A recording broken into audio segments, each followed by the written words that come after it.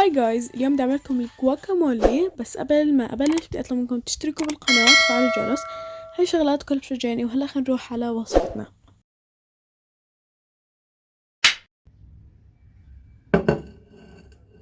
بالبداية بدكم الافوكادو تأكدوا انها مستوية، لان اذا ما كانت مستوية بدنا نضطر نرجع لحلول تانية زي الخلاط وهاي الشغلات.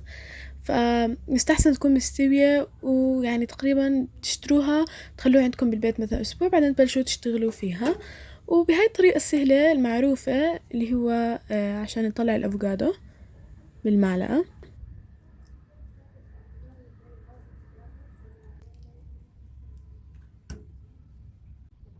ما تنسوا قبل ما تبلشوا هرس عشان ما يسود الأفوكادو تحطوا عليه ليمون. هاي الجواكامولي او الوصفة ما بتصدقوا قد ايه بدها ليمون، يعني قد ما تحطوا ليمون حتى ما بتبين انها حامضة. يعني تقريبا انا اليوم استعملت بجوز 3 ليمونات بس على كمية مو كتير كبيرة. وكمان صحيح لما اجيت اهرسها استعملت هاي الهراس، حسيتها اسهل. وهلا بنروح على البندورة. طبعا ما استعملتها كلها، استعملت نصها، وبدنا نقطعه ناعم.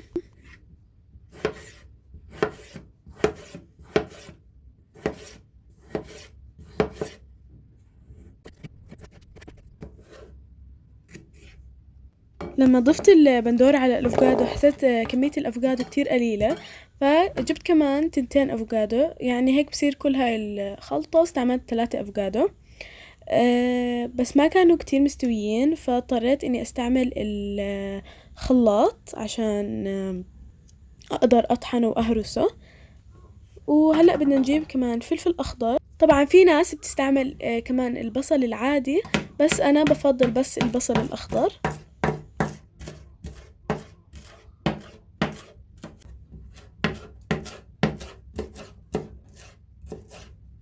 انا اليوم بس هاي الخضرة اللي استعملتها، اللي هي البندورة والبصل الاخضر. بس في ناس بتحط كمان كزبرة، البصل العادي. بس انا بالنسبة لي ما بحب الا انه تكون هيك الجواكامولي. بحس هيك اطيب، وانا مو كتير بحب الكزبرة مع الافوكادو، فبفضل هيك. وهلا نضيف كتير كتير كتير ليمون. هاي الوصفة بدها كتير عن جد ليمون. تقريبا لهاي الكمية استعملت 3 ليمونات.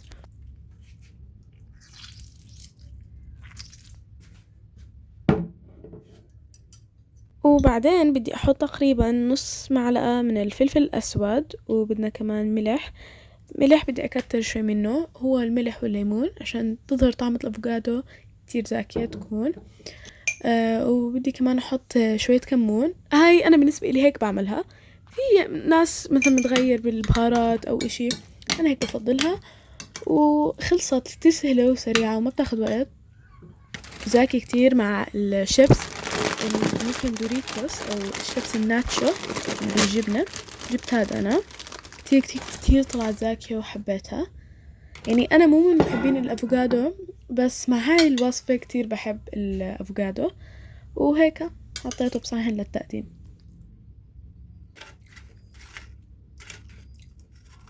كتير عملية وطيبة لجمعة أصحاب أو عزومة. كتير بتطلع شكلها حلو وطعمها خيال.